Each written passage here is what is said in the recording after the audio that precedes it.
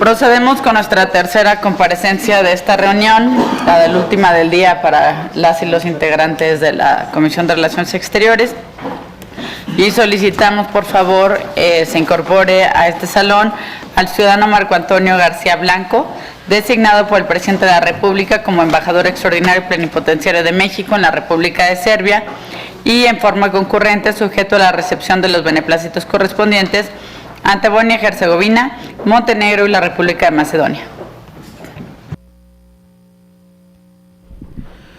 A continuación comparece el último de los embajadores designados por parte del Ejecutivo Federal.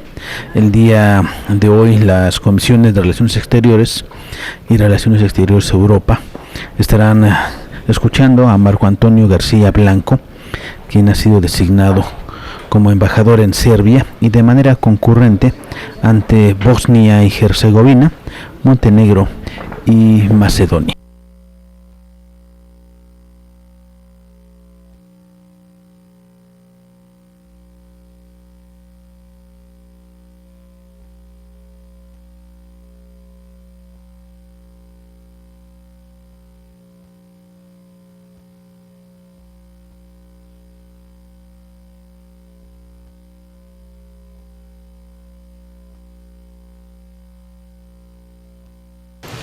Damos la más cordial bienvenida al ciudadano Marco Antonio García Blanco, quien ha sido propuesto por el Presidente de la República como embajador extraordinario y plenipotenciario de México en la República de Serbia y en forma concurrente sujeto a la recepción de los beneplácitos correspondientes ante Bosnia y Herzegovina, Montenegro y la República de Macedonia. Solicitamos por favor al ciudadano Marco Antonio García Blanco ponerse de pie para rendir protesta. Ciudadano Marco Antonio García Blanco, ¿protesta usted decir verdad en la información que exponga estas Comisiones Unidas y también, también ante las preguntas y en su caso las réplicas que le formulen las senadoras y los senadores? Sí, protesto. Muchas gracias, se deja constancia de lo anterior. Puede usted tomar asiento. Muchas gracias, compañera, compañeros. Solicitamos ahora al senador Rabindranath Salazar, por favor, de lectura al currículum del compareciente. Mucho gusto.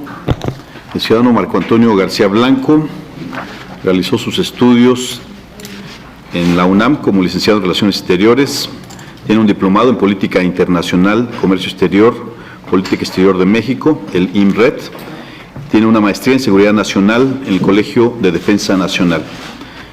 Dentro de los cargos que ha desempeñado, ha sido embajador de México en Nigeria y concurrente para Benín, Burkina Faso, Camerún, Ghana, Guinea, Liberia y Sierra Leona en el año 2012. Asesor del ciudadano secretario de Relaciones Exteriores, asesor del embajador en Misión Especial para Asuntos del Caribe, cónsul titular de México en Tucson, Arizona, Estados Unidos, cónsul titular de México en San Pedro Sula, Honduras, jefe de Cancillería con rango de ministro en las embajadas de México en Bolivia, Argentina, Uruguay y Venezuela.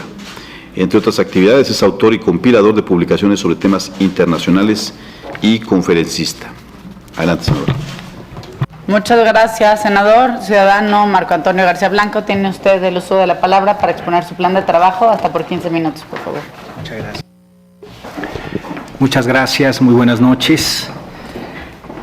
Los ingleses tienen una magnífica fórmula protocolaria que permite ahorrar mucho tiempo. Esta, si me permiten, la usaría, que es de all the protocol observed, es decir, todo el protocolo se observa.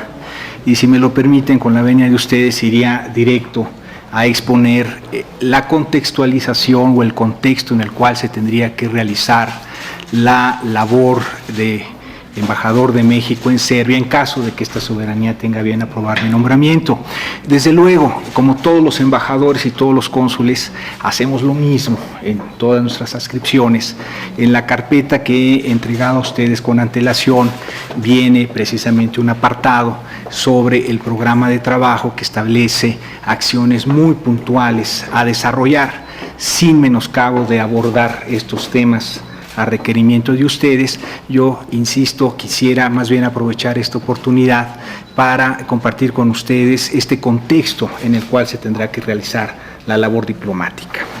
Bueno, si bien se trata de países con una extensión territorial y una población relativamente reducida, México es 11 veces más grande territorialmente hablando y tiene una población 9 veces mayor.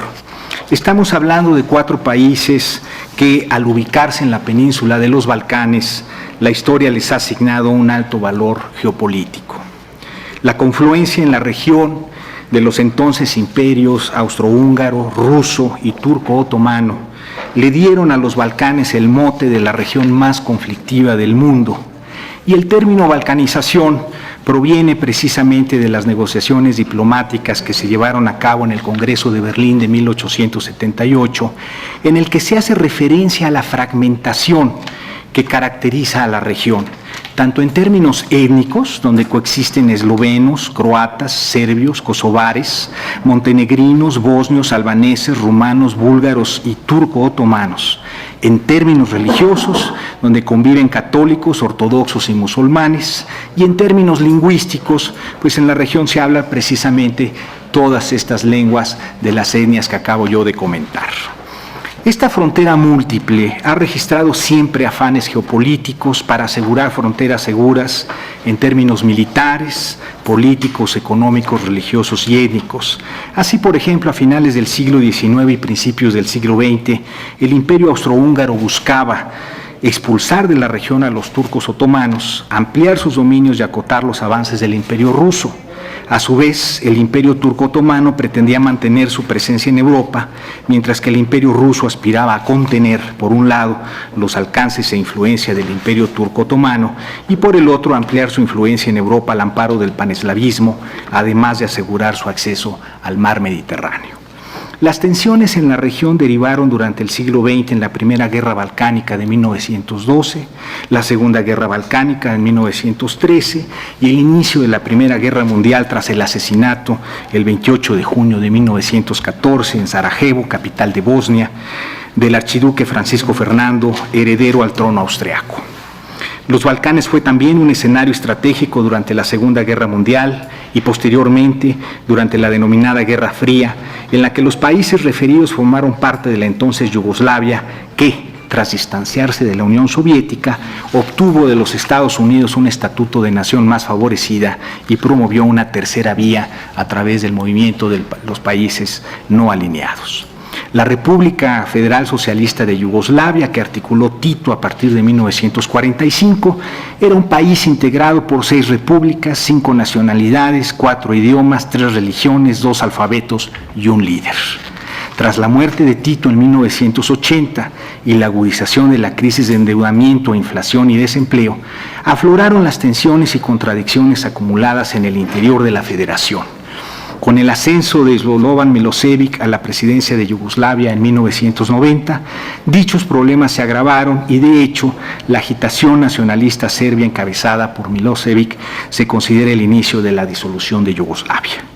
Hubo muchos detonantes para la implosión que se registró en este país, pero los principales fueron la abolición de la autonomía de Kosovo por Milošević en 1990 y que los serbios de la región croata de Krajina declararon su separación de Croacia en marzo de 1991, lo que llevó a Croacia y a Eslovenia a declarar unilateralmente su independencia y producir un efecto contagio o efecto dominó en el resto de las repúblicas yugoslavas: Macedonia en 1991, Bosnia y Herzegovina en 1992 y Montenegro y Serbia recién en 2006.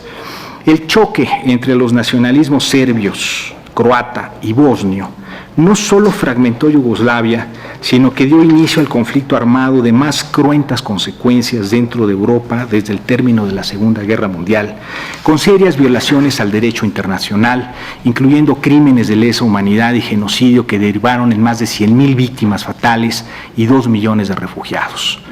Si bien el conflicto militar concluyó oficialmente en diciembre de 1995 con la firma en París de los acuerdos de paz negociados en noviembre de ese año en Dayton, Ohio, Estados Unidos, en 1999 la OTAN bombardeó a Serbia por 3 meses para forzarla a acatar un acuerdo con la provincia de Kosovo, la cual terminó por declarar su independencia el 17 de febrero de 2008. Este conflicto sigue vigente hoy en día y mientras 98 Estados miembros de la ONU han reconocido la independencia de Kosovo, Serbia la sigue considerando como una región autónoma, rebelde, que forma parte integral de su territorio. La posición de la ONU sobre la cuestión del estatus de Kosovo ha sido de estricta neutralidad con base en la resolución 1244 del Consejo de Seguridad, mediante la cual se autoriza la presencia internacional civil en Kosovo a través de una misión de administración provisional de las Naciones Unidas y se le otorga un estatuto especial dentro de Serbia. Hoy, Serbia, Bosnia y Herzegovina, Macedonia y Montenegro se encuentran en proceso de adhesión a la Unión Europea, lo que da cuenta de un avance importante en la estabilización de la región. Sin embargo, es menester señalar que aún subsisten tensiones étnicas y religiosas que se espera resolver en el ámbito político-democrático, así como desafíos internacionales tales como la trágica crisis migratoria siria hacia Europa, la cual impacta en un primer momento a dichos países, y los recientes movimientos que lleva adelante Rusia en un pretendido reacomodo estratégico. Llaman la atención en este contexto los acontecimientos en Ucrania, señaladamente en la península de Crimea, y el interés pretendidamente ruso de que los países balcánicos no formen parte de la Unión Europea. Si bien el 24 de mayo de este año se cumplen 70 años de relaciones diplomáticas entre México y Belgrado y se registran logros importantes como las visitas que en su momento hicieron a México en 2 ocasiones el presidente Tito y que fueron reciprocadas por el entonces presidente Luis Echeverría a Belgrado, también en 2 ocasiones, y más recientemente la realización de 4 reuniones del mecanismo de consulta en materias de interés común, lo cierto es que aún hay mucho por hacer y es necesario actualizar e impulsar la relación bilateral con dichos países. No omito mencionar que quizás la misma conflictividad, inestabilidad y volatilidad de la región inhibió que la relación bilateral pudiese haber sido más amplia y dinámica, pero es claro hoy que México, como actor global responsable, debe continuar impulsando y construyendo con estos 4 países un diálogo político incluyendo, desde luego, la diplomacia parlamentaria. Serbia, Bosnia y Herzegovina, Macedonia y Montenegro son miembros de pleno derecho de la Organización de Naciones Unidas y de diversos organismos especializados del sistema de Naciones Unidas y se encuentran, como se ha mencionado, en proceso de adhesión a la Unión Europea, con la que México tiene un acuerdo de asociación estratégica con una ambiciosa agenda. Este diálogo político renovado debe permitir conocer y comprender mejor la realidad, los logros y los desafíos que enfrentan ambas partes y para cooperar y trabajar juntos en la construcción de un mundo mejor con un entorno de paz, estabilidad, seguridad y justicia que propicie condiciones para un desarrollo sustentable con más comercio, turismo, inversiones, coinversiones y alianzas estratégicas, así como acciones puntuales de cooperación educativa, cultural, técnica y científica que se traduzcan al amparo del principio de corresponsabilidad en beneficios tangibles para las poblaciones de ambas partes. De igual manera, México debe continuar velando e impulsando los intereses de los mexicanos en la región, proporcionando servicios consulares y de protección eficientes. En este contexto, y en caso de que esta soberanía ratifique mi nombramiento, habré de llevar a cabo las acciones puntuales que se especifican en el programa de trabajo que se hizo llegar a la consideración de este cuerpo colegiado con antelación, el cual contiene líneas de acción específicas para que la Embajada de México en Serbia y concurrente para Bosnia y Herzegovina, Montenegro y la República de Macedonia dinamice sus actividades para ampliar y fortalecer la relación bilateral con cada uno de dichos países, con acciones que permitan consolidar vínculos sólidos de amistad y cooperación y sobre el cual estoy a su disposición para ampliar y o precisar cualquier aspecto que se estime pertinente por parte de las y los legisladores aquí presentes. Muchas gracias. Muchas gracias a usted, ciudadano Marco Antonio García Blanco. Compañeras, compañeros, ¿alguien desea hacer uso de la palabra? Senadora Lisbeth Hernández. Gracias, presidenta. Bienvenido, ciudadano Marco Antonio García Blanco. Felicitarlo por sus amplias credenciales que ha presentado, su experiencia consular, más de 33 años. Considero que pues tiene ya una amplia trayectoria y como usted lo refiere en su carpeta de trabajo, las relaciones con estos países son incipientes. El número de mexicanos que se encuentran en cada una de estas naciones es muy bajo y el número de inmigrantes provenientes de Serbia y Bosnia-Herzegovina, Montenegro y Macedonia es mucho menor. A pesar de que existe un significativo intercambio comercial entre estos países y México, la balanza comercial es deficitaria para nuestro país. En ese sentido, quisiera que nos explicara las razones por las cuales no hay un equilibrio en la balanza comercial y, en segundo lugar, quisiera que profundizara en las áreas de oportunidad para promover la inversión mexicana en esos países con miras hacia los pequeños y medianos empresarios mexicanos. Por sus respuestas, muchas gracias y felicidades. Gracias, senadora. Senador Rabindranath Salazar. Una representación complicada, bueno, en una región muy complicada, como ya lo mencionaba, con musulmanes, ortodoxos, católicos, una mezcla muy difícil. ¿Qué hacer? Y va reforzando la pregunta que hace mi compañera senadora, que es muy interesante en el tema económico. Nosotros tenemos datos de la Secretaría de Hacienda en el que el sistema financiero mexicano mantiene bloqueadas a 620 personas físicas y morales por su presunta relación con el terrorismo internacional, principalmente el grupo Al-Qaeda y talibanés, pero también aparece un par de integrantes del Estado Islámico.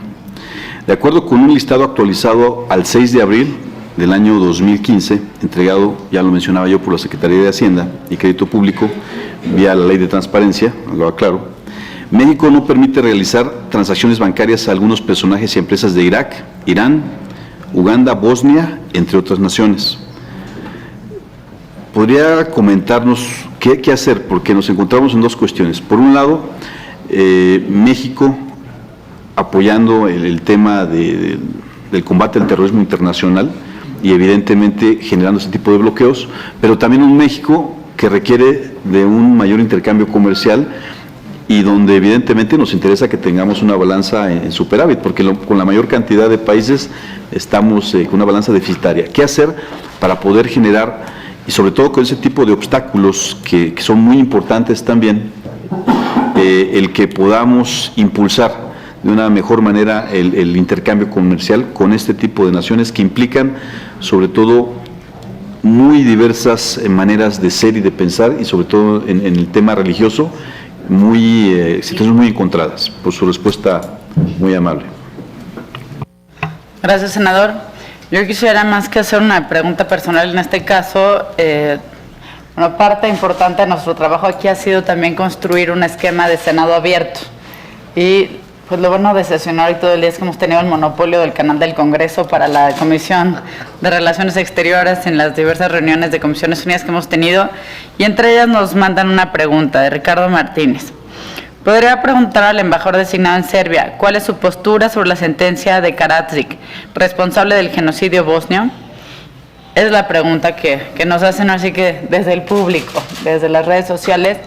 Y bueno, me llama mucho la atención su exposición y creo que es bien interesante, porque aquí a veces pensamos que en Europa todo está resuelto y no nos damos cuenta de que al final el mapa cambió muchísimo ante el siglo XX, pero que en algunos casos sigue sin definiciones. Usted bien lo comentaba, el caso de Kosovo es un caso que no acaba de definirse. Pues me preocupa que México no acostumbra tomar ninguna postura respecto a estos temas, para bien o para mal.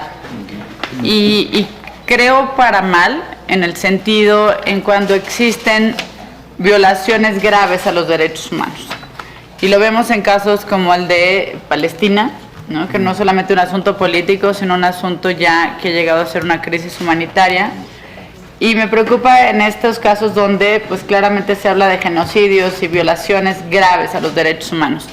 Yo quisiera pedirle nos comparta cuáles son las posturas de nuestro país en estos casos y cómo llevar un equilibrio entre la defensa y promoción de los derechos humanos que mandata nuestra Constitución versus pues como esta política de la diplomacia, de quedar bien, de la sonrisa y de construir acuerdos en un lugar donde probablemente el respeto a los derechos humanos fuera un discurso bastante incómodo. Bienvenido a estas Comisiones Unidas de Relaciones Exteriores y Relaciones Exteriores de Europa. Tiene usted el uso de la palabra. Muchas gracias. Muchas gracias. Bueno, comenzaría, si me lo permiten, tratando de dar una respuesta a la senadora Hernández Lecona sobre el tema de la balanza deficitaria. ¿Por qué tenemos ese déficit y qué áreas de oportunidad tendríamos precisamente para revertir esa situación? Quizás el primer elemento que tenemos que considerar es que los actores centrales de toda relación económica son los empresarios. A mí me gusta decir un poquito para ejemplificar cuál es la labor de los diplomáticos. A nosotros nos toca la negociación y abrir la puerta. A quien le toca cruzar esa puerta es precisamente a los empresarios. Creo que tenemos muy buenos empresarios que han ido llevando adelante un proceso de internacionalización también de la economía mexicana, con más presencia internacional de empresarios mexicanos, pero es un proceso que lleva tiempo, lleva la necesidad de realizar estudios de mercado y generar una logística que permite efectivamente establecer una relación comercial para poderla de generar, iniciar y a partir de ello hacerla crecer. Creo que muchos de los empresarios mexicanos han estado muy concentrados, obviamente, en nuestras regiones inmediatas, tanto lo que es Estados Unidos, lo que es Canadá, como sin duda alguna América Latina y el Caribe, y recién están yendo a muchas otras regiones, Asia, África, todavía hay mucho que hacer, pero todavía dentro de Europa quedan estos países que tenemos desde luego que trabajar con mayor enjundia.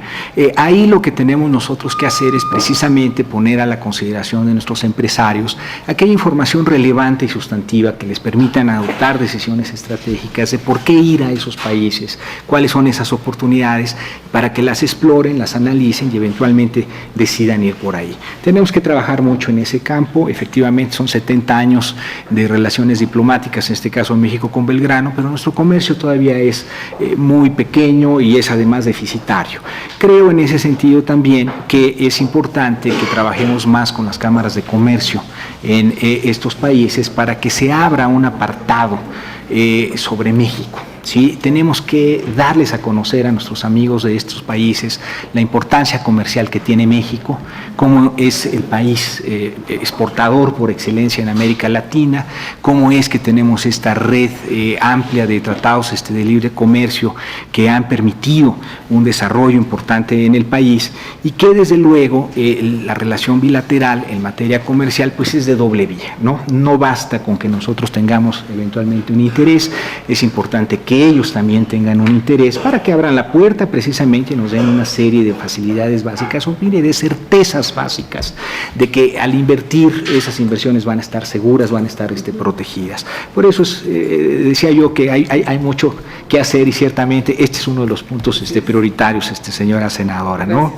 En el caso del senador Salazar, todos sabemos que las listas precisamente de terroristas las va definiendo el Consejo de Seguridad. Ellos van definiendo qué instancias o qué personas en particular están consideradas como tales y desde luego bloquear, es obligación de los Estados miembros de Naciones Unidas, bloquear cualquier tipo de transacción en ese sentido. Yo creo que bajo esa perspectiva el hecho de que Bosnia o gente relacionada con Bosnia esté dentro de esas listas, lo que hace es simplemente que el Estado mexicano, el gobierno mexicano debe estar muy atento a identificar cualquier tipo de transacción con esas personas en particular para precisamente poder bloquearlas. ¿Cómo ampliar el comercio con en esta circunstancia? Preguntaba usted, senador.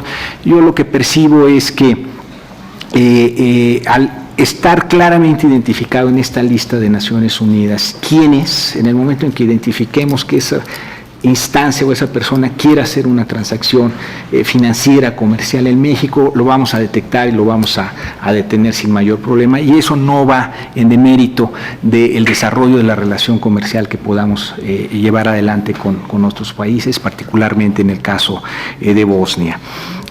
Me preguntaba la senadora Cuevas también sobre el tema de la defensa, cómo equilibrar o cómo balancear la defensa y promoción de los derechos humanos versus la diplomacia de quedar bien.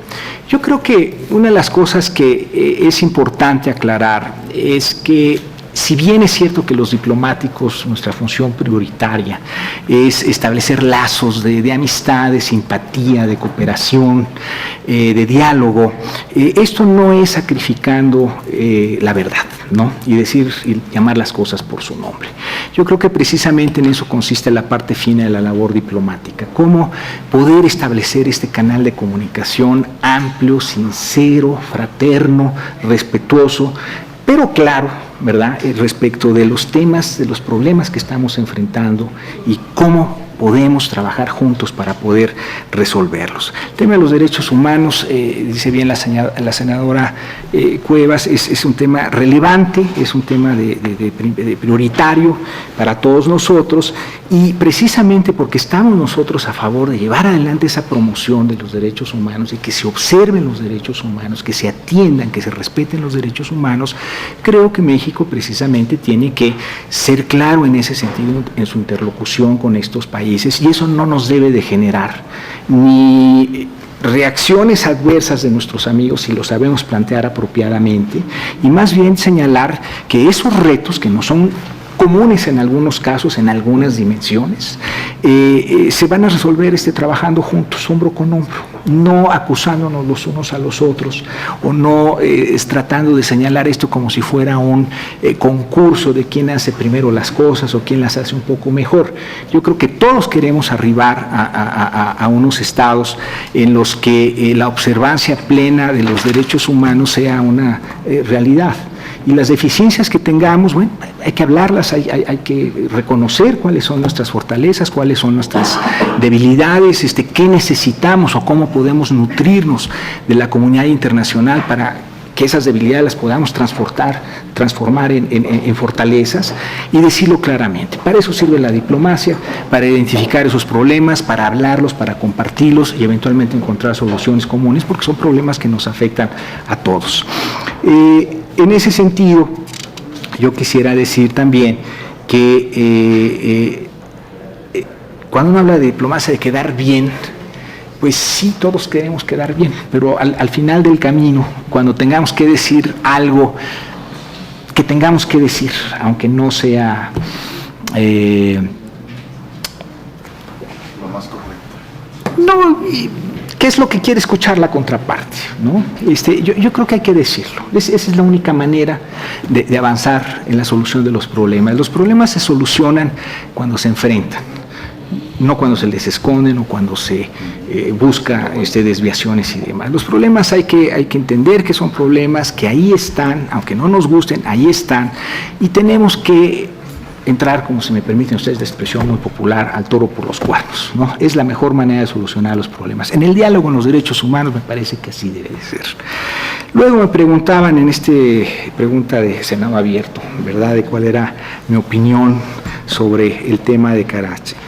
Bueno, aquí el tema pasa porque hay un tribunal internacional, ¿no?, establecido precisamente para juzgar si hubo, no hubo, qué hubo y demás. Yo creo que en la mejor de las tradiciones de la política exterior de México, la posición de uno es, en ese sentido, muy sencilla. Nosotros apoyamos la labor de ese tribunal, y ese tribunal, con base en la evidencia que se ha presentado y que se ha sometido a su consideración, pues ha emitido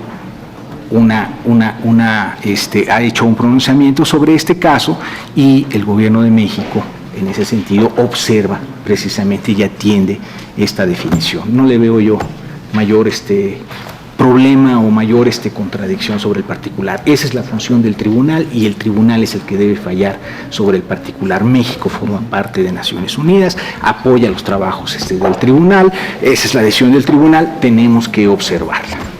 Muchas gracias. Muchas gracias, ciudadano Marco Antonio García Blanco, por sus puntualísimas respuestas. Nos da mucho gusto haber tenido la oportunidad de entablar este diálogo con usted, esta comparecencia, y ahora vamos a continuar con nuestro orden del día para deliberar sobre su nombramiento. Es bienvenido a quedarse si así lo desea. Y bueno, pues le pediría al senador Rabindranath Salazar, por favor, someta a consideración de las y los integrantes de estas comisiones unidas si es de dispensarse la lectura, los antecedentes y considerandos del proyecto de dictamen, para dar lectura únicamente al resolutivo del mismo. Mucho gusto, no sin antes también manifestar por parte de la Comisión de Relaciones Exteriores de Europa que nos da gusto, sobre todo lo último expresado en sus respuestas, que creo que la diplomacia, nuestros representantes ante el exterior, en tratándose tanto de promocionar nuestro país como también el tratar de ir recuperando la credibilidad en el mismo, es sin duda reconociendo que se tienen aciertos, se tienen errores. Yo creo que es una posición muy adecuada, por una parte, y por otra, pues yo lo felicito, y felicito también a la Cancillería, porque nos mandan 3 propuestas probadas, 3 propuestas con experiencia, 3 propuestas con una carrera en varias representaciones, y además con una preparación académica importante, y yo creo pues muy dignos representantes de nuestro país ante el exterior, y lo manifiesto a nombre de la Comisión también. Felicidades por esto. Bien, pues pregunto a los integrantes de esas comisiones unidas si es de dispensarse la lectura del proyecto de dictamen para dar lectura únicamente al resolutivo. Quienes estén por la afirmativa, a favor de manifestarlo levantando la mano. Bien, procedemos a dar lectura al resolutivo del proyecto de dictamen. Acuerdo único. La Cámara de Senadores del Honorable Congreso de la Unión, en el ejercicio de la facultad que le confiere la fracción segunda del artículo 76 de la Constitución Política de los Estados Unidos Mexicanos, ratifica el nombramiento expedido por el titular del Poder Ejecutivo Federal a favor del ciudadano Marco Antonio García Blanco como embajador extraordinario y plenipotenciario de México en la República de Serbia, y en forma concurrente sujeto a la recepción de los beneplácitos correspondientes ante Bosnia y Herzegovina, Montenegro y la República de Macedonia. Adelante, presidente. Gracias, senador. Compañeras, compañeros, está a su consideración el proyecto de dictamen. Al no haber opiniones, le solicito, senador Rabindranath Salazar, por favor, someta a votación nominal el proyecto de dictamen. Consecuencia de lo anterior, solicito a los integrantes de estas Comisiones Unidas de Relaciones Exteriores y de Relaciones Exteriores de Europa se sirva a mencionar su nombre y el sentido de su voto, comenzando por mi compañera senadora Lisbeth. Lisbeth Hernández, a favor. Cuevas, a favor. Jorge Arechiga, a favor. Erika Ayala, a favor. Roberto Álvarez Grisón, a favor. Rabindranath Salazar, a favor. Compañera senadora, le informo que el resultado de la votación es aprobado por unanimidad. Muchas gracias, senador. En consecuencia, se aprueba el dictamen por el que se ratifica el nombramiento de Marco Antonio García Blanco, designado por el presidente de la República como embajador extraordinario y plenipotenciario de México en la República de Serbia, y en forma concurrente sujeto a la recepción de los beneplácitos correspondientes ante Bosnia y Herzegovina, Montenegro y la República de Macedonia. Muchas felicidades, ciudadano Marco Antonio García Blanco. Compañeras, compañeros, no lo van a creer, pero ya terminamos por el día de hoy. Muchas gracias, senador Rabindranath Salazar, presidente de la Comisión de Relaciones Exteriores Europa. Como siempre, un honor trabajar con usted y con su comisión. Compañeras y compañeros de la Comisión de Relaciones Exteriores, últimos avisos parroquiales. Mañana a las 11 tenemos la última comparecencia de este periodo de sesiones, salvo que el señor Jorge Cortés Green disponga lo contrario, porque nos cambia la pichada todos los días. Pero en principio mañana tenemos la última comparecencia, será de 11 a 12 junto con la Comisión de América del Norte para analizar la propuesta de Cónsul General de México en Los Ángeles, California. Y a las 5 de la tarde también tenemos una convocatoria por la Comisión de Relaciones Exteriores, Organismos Internacionales, para analizar instrumentos internacionales, en donde dicha comisión tiene el primer turno y nos ha convocado para mañana a las 5 con el subsecretario Francisco de Rosenzweig. No habiendo más asuntos a tratar, muy buenas noches, muchas gracias a todos, a los equipos de trabajo que tanto nos ayudan, al canal del Congreso, muchas gracias.